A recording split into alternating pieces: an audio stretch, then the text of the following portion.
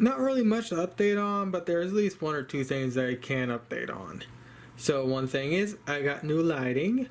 So as you can tell, I have it already set up in at least one tank. I have it set up in, I believe, 2 more tanks. These are the LEDs I'm using. These are, I bought these off Amazon for $20. They're, from what I remember, they're classified under waterproof LED show light, or LED showcase lights, and they work, and they're really nice for lighting up my fish tanks. And autism, it can be a real pain in the butt when it comes to trying to speak. So with that said, I got the new lights, but the panoys are doing just fine. Their fins have finally grew back for the most part. My phone's being noisy. Let's see. That's pretty much it for the panoys. I mean, their fins are more or less regenerated fully back. Though it looks like this one's still growing a little bit, but relatively speaking. I absolutely do like the new lights in this tank. I also have the lights in this 10-gallon tank right here, as you can tell. And the fish are doing just fine. Still have all the guppy fry I had. Everyone's doing just fine. My rose petals finally came out of its shell and is starting to become a lot more social, so that's the good thing. I also have the LEDs in this 10-gallon tank here that's housing my fry. So now whenever I go to record this tank in daylight, it's not going to get overblown with reflections now because I actually have a good light source. And of course the fry themselves have gotten quite big, relatively fast compared to my first spawn I did. And I'm quite amazed how fast these guys are growing, and I've only done one water change since I spawned these guys. And they've grown this much that quickly. That's really cool. These two do seem to be a pair. I haven't seen them fight or anything like that. And one of them is getting slightly fatter than the other, so I'm hoping that they are both male and female. So it's probably going to be another few weeks before I see anything happen, but it looks like they're starting to. At least this one has its tube down, so hopefully. I've also went and moved Blake & Son's first generation fry into this tank too, hence the divider. And of course this one's the female, this one's the male. Hopefully this time when she drops, she doesn't chase off the male and she actually lets the male do his job. So hopefully that will work out. Don't know, this one's kind of stupid. I'm also using those LEDs to help light up my betta jars.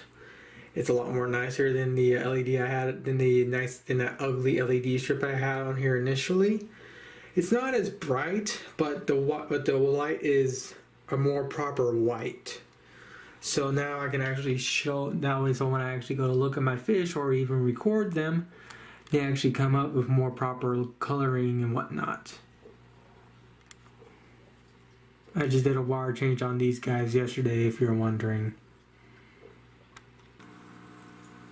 And here I have my 30-gallon tank. As you can tell, I don't have my 2 flowerhorns in here anymore. That's because, unfortunately, I lost Mr.Bites. One day he was doing just fine, and the next day, well, you know the routine. Unfortunately, I have no idea what went wrong, so there was nothing I could do. So what I did is I moved the female into a 10-gallon tank, and I just gave Blake & Son the 30-gallon so they can have more room to grow, and if they decide to spawn again, hopefully maybe have a proper spawn this time. The female flowerhorn is doing just fine. So only Mr.Bites ended up having problems. Again, I have no idea what went wrong, and there was nothing I could do, but unfortunately he just went. So again, I have no idea what went wrong. I still want to get myself another male flowerhorn. Flowerhorns are awesome fish to own, and I really miss him. He was the best one I had to date. So getting another flowerhorn like him is going to be pretty difficult. But for now, Blake & Son have the 30-gallon tank to themselves. The 5.5 gallon out here with my betta fry is doing just fine too. Again, I've only done one water change in this tank since I spawned them. And the fry in this tank have gotten really, really big. These fry are bigger than the fry in my 10 gallon. So what I'm going to do is I'm going to do something that most people will say I shouldn't do when it comes to taking care of fry. I'm going to leave these tanks alone. I'm not going to do any water changes on these tanks until they're absolutely necessary. The only thing I'm going to do is feed these fish and do general algae clean off on the glass and whatnot. But other than that, I'm going to leave these tanks alone and see what happens. I also went and moved my little bitty goldie fish into the 20 gallon right here. He's doing fine for the most part. His fins were nipped at when he first came in here, but for like the first few days, or like a day or so, but he's been in here now for like 2 weeks, or actually 3 weeks now, I believe, and he's doing fine.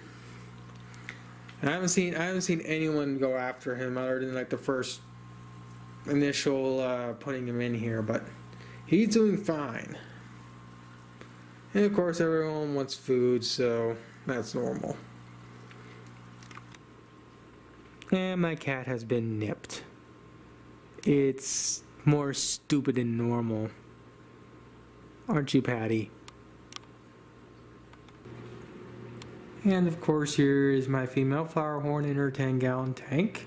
She has a forest of Papa's plants to help with filtration, so I'm pretty sure she'll be fine in here. I went and divided the 5.5 right here. That's because of the new betta I have in here. It's a crown tail with a black body and red fins. It's a Walmart save. And he has a little guppy to chase around.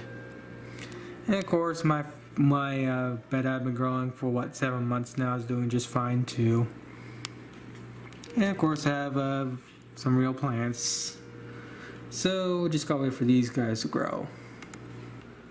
I also have a 5.5 gallon half moon tank, sorry. Got this guy Sunday, so it's been up for about 2 days now. And it's got my veil tail I spawned with, and 2 guppies. And so far this tank seems to be doing just fine. I know he likes his new tank. I think that's pretty much it for this video. I mean, there's really not much else to talk about.